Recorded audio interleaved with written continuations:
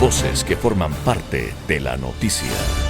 A esta hora nos acompaña en el contacto telefónico cuando son las 9:42. Paola Icaza es analista económica, coordinadora del Centro de Estudios Económicos y Sociales para el Desarrollo de la Universidad Espíritu Santo.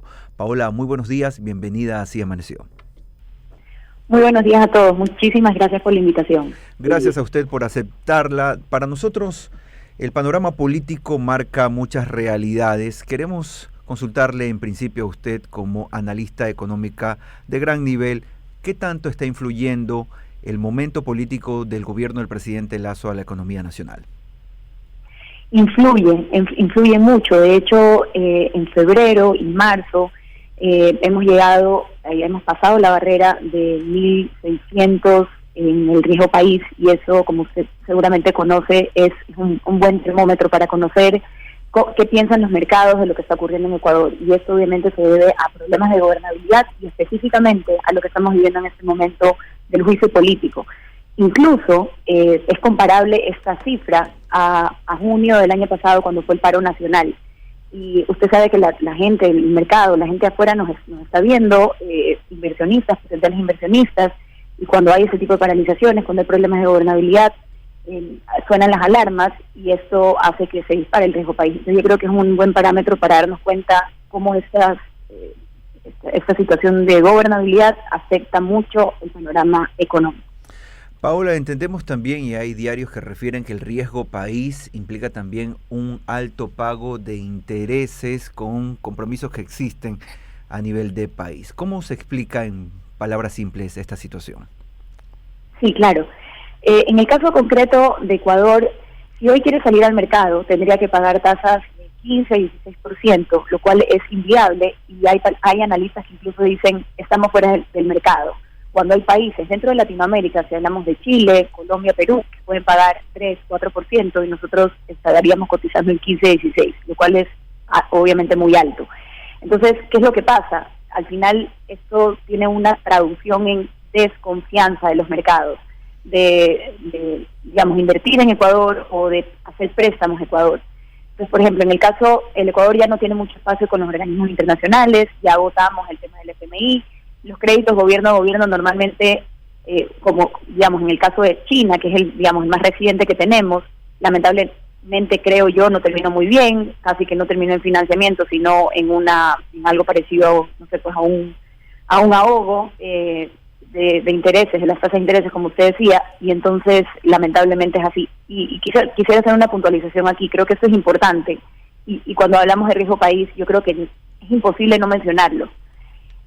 Nosotros en el año 2007, cuando Correa era presidente, cuando recién llegó, con la ministra Elsa Viteri, que en paz descanse, nosotros decidimos desconocer la deuda externa y declararla ilegítima, y no pagamos, y lamentablemente desde ahí el riesgo país a duras penas ha bajado de 700 o 750, entonces esa ha sido nuestra, lo mínimo, lamentablemente, y eso fue como un hito, obviamente no positivo, sino un hito que nos marcó, porque los mercados no olvidan lo que hicimos aquella vez, y obviamente cada vez que piensan en Ecuador podrían pensar, sí, pero ellos pueden tal vez desconocer una deuda externa, y obviamente es absolutamente negativo para el país, y si tuviéramos ganas de endeudarnos, si tuviéramos ganas de salir a los mercados, eso es algo que marcó para siempre, diría yo, nuestro historial crediticio. Paula, pero también del lado del gobierno hay voces, como la del ministro de Economía, Pablo Arosemena, que refieren que la inversión pública puede cambiar en buena medida este panorama. El ministro lo hemos escuchado, no solamente aquí en esta revista informativa, sino también en otros espacios de opinión, hablando y contando, enumerando las obras que el gobierno tiene en materia de inversión pública y que podrían dar un giro a la situación económica. ¿Cómo ve usted eso? Sí, yo creo que estoy de acuerdo. Estas últimas noticias que hemos recibido sobre la inversión social que se va a hacer ahora, y creo que hemos esperado 2 años para que esto suceda. Entiendo que la forma de pensar del gobierno era pongamos la casa en orden, pongamos las cuentas donde tienen que estar. Hubo un incremento en los impuestos y eso hizo que al menos los flujos corrientes ya sean más manejables. Justo el otro día escuchaba yo al exministro de de Finanzas, Fausto Ortiz, y él decía que, por ejemplo, el incremento de impuestos no se vio materializado en obras, sino que lo que se necesita es incremento en la producción petrolera y endeudamiento, porque ese incremento finalmente en los impuestos lo que ayudó fue a poner orden en el flujo, digamos, del fisco.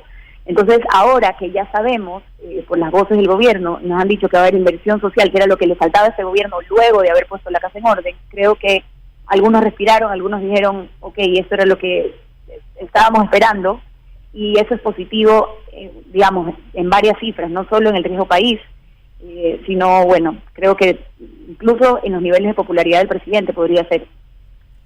Son las 9 de la mañana con 47 minutos. Estamos hablando con Paula Icaza, ella es analista económica. Paula, dos preguntas. La primera, Pablo Arosemena, el ministro de Economía, ha pasado por todos los medios posibles diciendo que Ecuador se está vendiendo más. Yo he hablado con algunos, muchísimos dueños de comercio, no con todos, obviamente es imposible, pero me dicen, no es verdad, no se vende.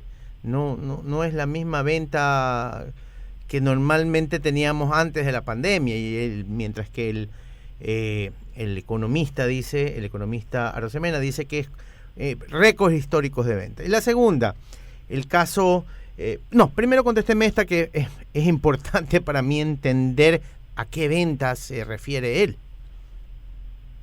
Sí, yo también he visto esos datos que usted dice que el economista Arosemena ha hecho mención. Me parece válido, me parece que hace sentido. He visto ventas de enero de cada año en millones de dólares que ha incrementado. Desde enero del 2022 hay una variación interesante. No sé a qué le podamos atribuir que en cifras se lo vea, sea palpable, y que en cambio en la calle la percepción general sea que no. Y como usted me comenta, hay personas que incluso han hablado con usted y le ha dicho, yo estoy en el comercio y yo no veo reflejadas esas ventas. No creo de ninguna forma que el ministro esté mintiendo o que sean cifras falsas, para nada. Más bien, creo que puede deberse a diferentes sectores, en algunos sí, en algunos no. Recordemos que, por ejemplo, Ecuador tiene una baja inflación con respecto a otros países. Uh-huh. Las exportaciones van bien, entonces se me ocurre que esas, digamos, ciertas ventas podrían reflejarse en la exportación. No he visto, sector por sector, pero creería yo que tiene que ver con, le va mejor a unos sectores que a otros. Y mi segunda pregunta va por lo que hablaba hace un rato del riesgo país. Perú está en una conmoción social, Colombia tiene un presidente de izquierda, el cual tiene problemas internamente ahora hasta por su hijo, pero el riesgo país no se eleva como con Ecuador, donde hay donde hay un juicio político. ¿Por qué la estabilidad de riesgo país en países como Perú y Colombia y no en Ecuador? Obviamente tiene que haber subido un poco en esos países, pero no a la locura que ha subido en Ecuador. No a la locura que nosotros. Sí, así de acuerdo. En realidad es un cuestionamiento que nos hacemos todos, pero bueno, creo tener varias respuestas. Son una serie de factores. Yo siempre digo, es una serie de eventos desafortunados, como varios factores que hacen que Perú, Colombia y Chile, en plena conmoción social, incluso problemas de gobernabilidad, no le pase lo que a nosotros, ¿verdad? La primera es una estructura de tasas de interés que en Ecuador realmente es irracional y lamentablemente está controlada por aspectos políticos y no técnicos. ¿Ya? Y esto, por ejemplo, lo que hace, o los incentivos que tienen, es que haya mucho más consumo que inversión. Y usted sabe que el crecimiento económico, el progreso económico, se lo debemos a la inversión. Cuando viene la inversión, no necesariamente de afuera, sino cuando hay gente que dice, ok, aquí hay seguridad jurídica, aquí hay todas las condiciones necesarias para poder crear negocios, voy a invertir. Entonces, eso no se da por un tema de tasas de interés en Ecuador. Segundo, ahorramos poco, y ahorramos no solo los ecuatorianos, sino también el gobierno no ahorra. No tenemos FEIREP desde hace tiempo, se acuerda que después le cambiaron al nombre CEREP, en algún punto se eliminaron esos fonditos, y eso en realidad sí es un problema, porque el día de mañana hay Dios no quiera, una tragedia como un terremoto, un tsunami, lo que sea en Ecuador, y vamos otra vez que meterle las manos al bolsillo a los ciudadanos, porque no tenemos una cuenta como ese fideicomiso mercantil que solíamos tener en el banco, manejado por el Banco Central, que era el famoso FEIREP, que es el Fondo de Estabilización, Inversión Social y Productiva y Reducción del Endeudamiento Público.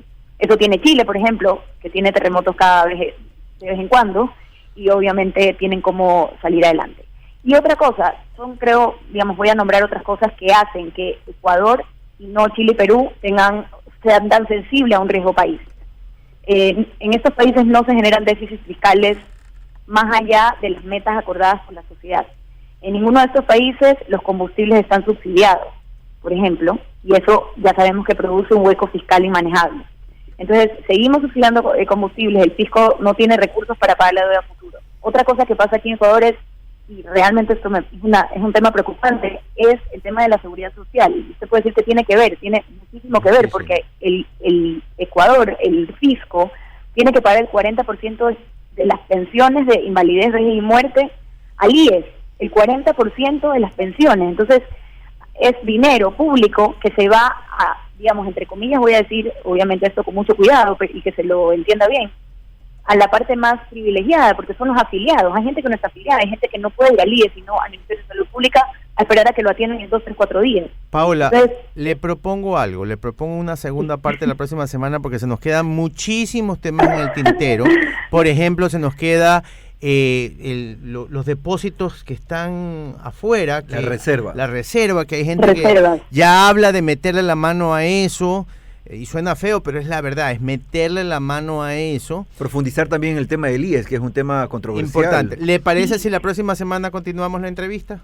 Continuamos, le agradezco. ¿Sabe qué otra cosa deberíamos mencionar? La minería. El tema de la minería frenada y en muchos casos, sí, eso también podría ser otra de los factores. Pero sí, encantada. Muchas gracias por la entrevista. La próxima semana era Paola Icaza, ella es analista económica y coordinadora del Centro de Estudios Económicos y Sociales para el Desarrollo, CESDE, de la Universidad de Especialidades Espíritu Santo, la UES.